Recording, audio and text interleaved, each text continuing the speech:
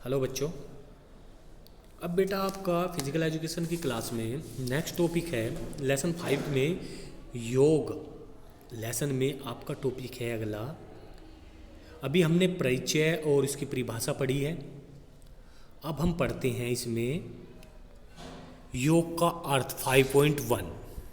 ठीक है, उसके लाभ क्या थे वो पढ़े थे। अब हम इसका अर्थ पढ़ते हैं। भाई इसका अर्थ होता क्या है। ठीक है, योग कोई धर्म नहीं है। ठीक है, योग जो है वो कोई भी कर सकता है इंसान, इसमें कोई धर्म नहीं है कि इसमें योग हिंदू कर सकता है, मुस्लिम, सिख, ईसाई कोई भी कर सकता है। नहीं, योग एक धर्म है। ठीक है, नहीं है, यह जीने का एक तरीका है, यानी कि अपने जीवन को सही तरीके से अच्छी प्रकार से स्वस्थ रूप से जीने का एक तरीका है, जिसका उद्देश्य स्वस्थ शरीर में स्वस्थ मस्तिष्क का दिमाग का की ओर है। यानी कि कुछ विद्वानों ने पहले कहा है कि स्वस्थ शरीर में ही स्वस्थ मस्तिष्क यानी कि स्वस्थ दिमाग रहता है। अगर हमारा शरीर स्वस्थ है तो हमारा दिमाग भी अच्छे से कार्य करता है। ठीक है, और उसमें अच्छा दिमाग रहता है की ओर है। ठीक है, मनुष्य एक शारीरिक, मानसिक और आध्यात्मिक प्राणी है। मनुष्य जो है, योग क्या है, इन तीनों का एक जोड़ है। योग क्या, शारीरिक, मानसिक और आध्यात्मिक। और मनुष्य को क्या कहा गया है, मनुष्य जो है एक प्राणी है जो जिसके अंदर शारीरिक, मानसिक और आध्यात्मिक होना चाहिए। योग तीनों के संतुलन विकास को बढ़ावा देने में मदद करता है। यानी कि भाई शारीरिक रूप से भी, मानसिक और आध्यात्मिक रूप को संतुलित विकास को बढ़ावा देने में मदद करता है।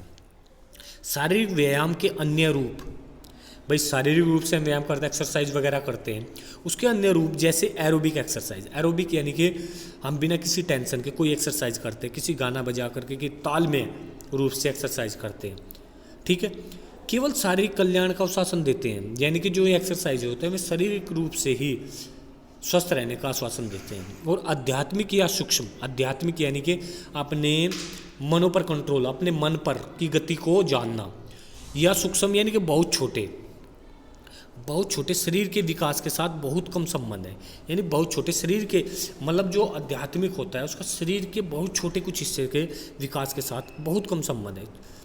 सभी यौगिक अभ्यास, प्रक्रियाएं, शुद्धिकरण। ठीक है, सभी यौगिक अभ्यास, प्रक्रियाएं, शुद्धिकरण, तंत्रिका तंत्र, यानी कि सभी यौगिक अभ्यास जो भी हम एक्सरसाइज वगैरह करते हैं उनके अभ्यास करते हैं, प्रक्रियाएं उनमें शुद्धिकरण करते हैं।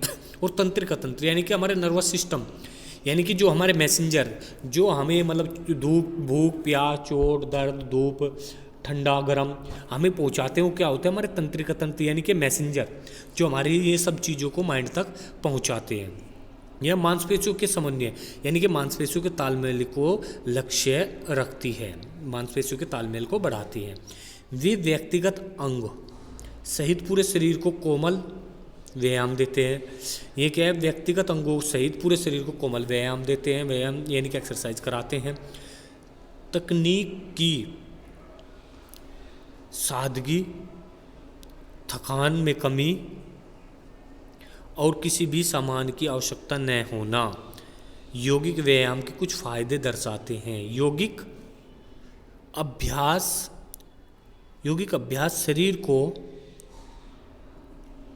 यौगिक अभ्यास शरीर को ऊर्जा से पुनर्भ्रमण करते हैं। जो शारीरिक अभ्यास जो होता है वो भाई साहब क्या करता है बेटा, पूरे ब्रह्मांडीय ऊर्जा से पुनर्भ्रमण करते हैं। यानी कि ऊर्जा से पुनः उसको ऊर्जा संचित करता है और निम्नलिखित सुविधाएं प्रदान करते हैं। कौन कौन सी सुविधाएं प्रदान करते हैं आइए देख लेते हैं। पूर्ण संतुलन और सद्भावना की प्राप्ति कराता है। यानी कि पूरे शरीर, शारीरिक, मानसिक और आध्यात्मिक रूप से उसको संतुलन प्रदान करता है और सद्भावना की प्राप्ति करता है। सौ चिकित्सक को बढ़ावा देता है, यानी कि अपने आप चिकित्सक को योगा के माध्यम से अपने आप को सही करने का बढ़ावा देता है। मन से नकारात्मक अवरोधों, यानी कि मन में जो हमारे नेगेटिविटी आ जाती है उनको हटाता है और शरीर में विषाक्त पदार्थों को निकालते हैं। यानी कि जो अपशिष्ट पदार्थ होते हैं उनको निकालते हैं, जैसे स्वेट हो गया, पसीना हो गया या मलमूत्र हो गया। ठीक है, इनको निकालते हैं। व्यक्तिगत शक्ति को बढ़ावा देता है, यानी कि जब हम योगा करते हैं, मेडिटेशन करते हैं तो उससे हमारा आत्मविश्वास बढ़ता है। तो व्यक्तिगत शक्ति बढ़ती है। अधिक जागरूकता के साथ जीने में जरूरी, यानी कि अधिक जागरूकता के साथ जीने के लिए योग ज़रूरी है। भाई अगर हमें जागरूकता चाहिए, अपने शरीर को हम फिट रख सकते हैं तो योग ज़रूरी है। ध्यान और एकाग्रता में मदद करता है, यानी कि ध्यान करने में और एकाग्रता, यानी कि किसी चीज़ को एकत्रित करने या अपने पढ़ाई में मन को एकत्रित करने में मदद करता है। विशेष रूप से बच्चों में के लिए महत्वपूर्ण है, बच्चों के लिए, क्योंकि पढ़ाई में मेडिटेशन की, एकाग्रता की बहुत ज़रूरी होती है, इसलिए बच्चों में ये बहुत ज़रूरी है। और बेहतर रिश्तों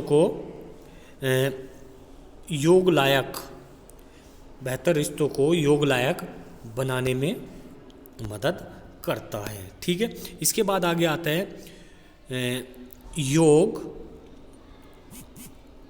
योग आसन शक्ति, मतलब योग आसन में जो हम बैठते हैं उसमें शक्ति, लचीलापन और आत्मविश्वास का निर्माण करते हैं। योग के नियमित अभ्यास से वजन करने, तनाव दूर करने, यानी कि वजन घटाने और तनाव दूर करने, प्रतिरक्षा यानी कि अपनी रक्षा में सुधार और स्वस्थ शैली बनाने में मदद मिलती है। तो ये हो गया बेटा आपका योग का अर्थ। ठीक है, अब इसमें आता है हमारा भाई योग से हमें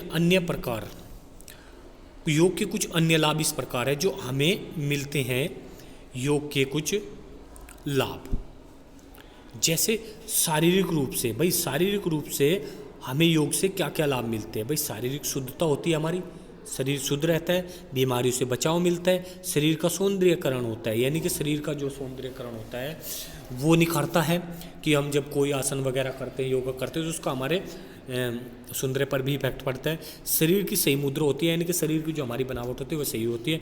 मांसपेशियों का विकास होता है, जब हम एक्सरसाइज, योगा या मेडिटेशन करते हैं तो हमारी मसल्स जो होती है उनमें भी विकास होता है। और दिल और फेफड़ों की कार्यक्षमता को बढ़ाया जाता है। जैसे जब हम कुंभक करते हैं, ठीक है, सांस को बाहर फेंकते हैं, तो उससे क्या हमारे फेफड़े की कार्यक्षमता बढ़ जाती है, और फेफड़ों की कार्यक्षमता बढ़ जाती है तो हमारे हार्ट का जो ब्लड सर्कुलेशन होता है वो भी बढ़ जाता है। ठीक है, और लचीलेपन में वृद्धि, और भाई ये क्या है, लचीलेपन में भी वृद्धि होती है। जब हम योगा आसन करते हैं तो उसमें क्या होता है, हमारा लचीलापन जो होता है, फ्लेक्सिबिलिटी जो होता है हमारे जॉइंट्स में, उसमें भी वृद्धि होती है। ठीक है, इसके बाद आता है मानसिक तनाव कम करने, यानी कि योग जो होता है आसन, वो मानसिक तनाव करने में बहुत ही लाभदायक होता है। क्योंकि हम मेडिटेशन करते हैं तो उससे क्या होता है, तनाव कम हो जाता है, हमारा मन एकचित हो जाता है, मतलब संतुलित हो जाता है, हमारे वश में हो जाता है। आराम प्रदान करने, आसन जब बैठते हैं हम आराम की स्थिति में बैठे तो उससे आराम भी प्रदान होता है।